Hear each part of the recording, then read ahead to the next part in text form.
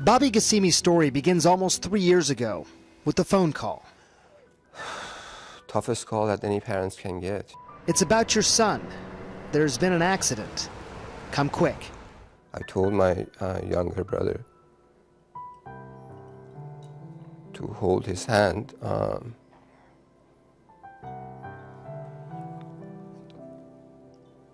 until I get there. Bobby's car had careened off a dark and winding road. Paramedics assessed the wreckage and Bobby. When I'm looking at the reports, they report a Glasgow coma score of 3. A brick or a piece of wood has a Glasgow coma score of 3. It's dead. And somehow the paramedics miraculously managed to revive this kid. This was the scene when his parents finally arrived to Bobby's bedside. He realized that he could be going any time. There had been so much bleeding within the brain. His skull could not contain the swelling. Every part of his brain was affected. But Peter and Marjan Gassimi shrugged off the horror of their situation to fight. Our motto during the whole time that he was in coma, you fight your way and you come back to us. Little did they know that that fight would link them to the sole survivor of an infamous mining disaster.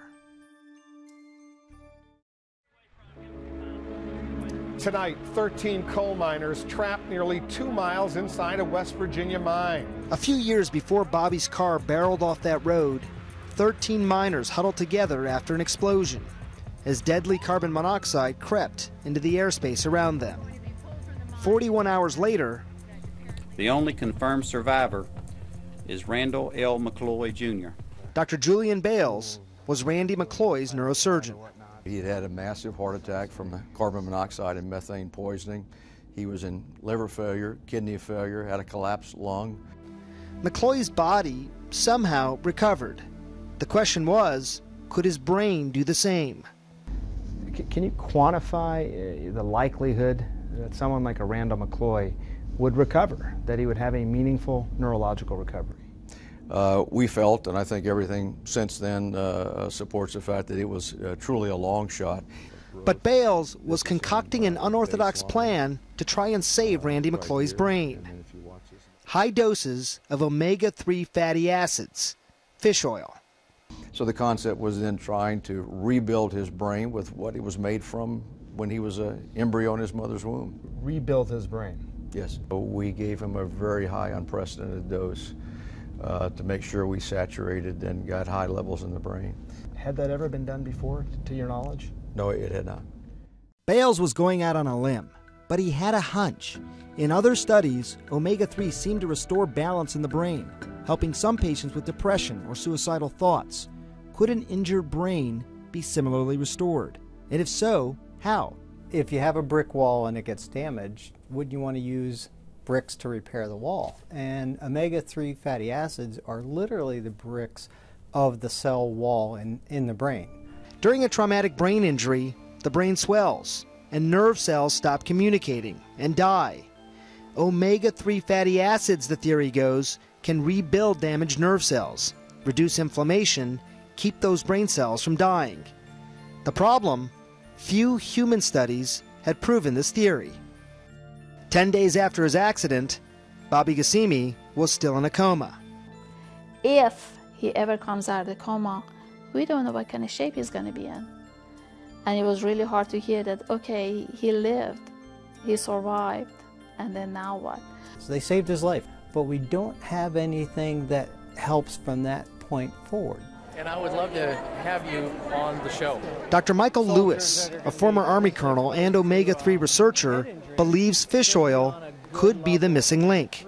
Well, ultimately, we need to get it in the scientific literature by doing the good science and the studies to prove it. After Bobby's accident, he got a desperate call from Peter Gassimi, and after some explaining, asked him, what do you think about the idea of using high-dose fish oil like Julian Bales used with Randy McCloy? The carbon monoxide level was really high, and I have no explanation of how I escaped it. But McCloy, whose remarkable recovery is well known, was just one case. and it remains unclear whether omega-3 was truly the key. The next hurdle for Ghassemi? Convincing Bobby's doctors. It was a fight. They didn't believe, and they said, fine, the West Virginia miner was one case. I need 1,000 cases to be proven for me before I can give this to your son. He literally had to lay down in the middle of the floor and throw a tantrum until they started to put it down his child's feeding tube. The tantrum worked, and 2 weeks after starting his fish oil regimen, Bobby Ghassemi, case study number 2, began to emerge from his coma.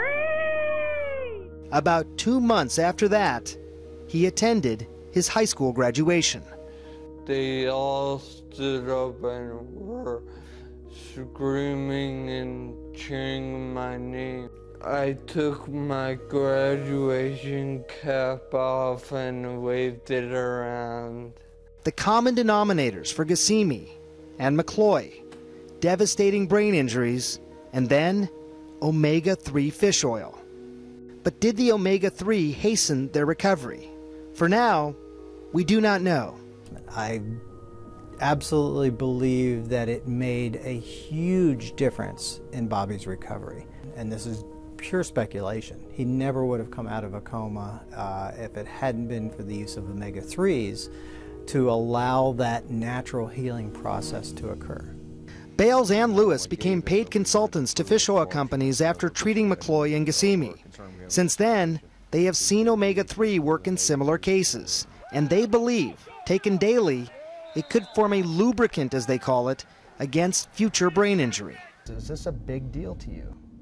It is a big deal. There is no known solution. There is no known drug. There's nothing that we have really to offer these sorts of patients.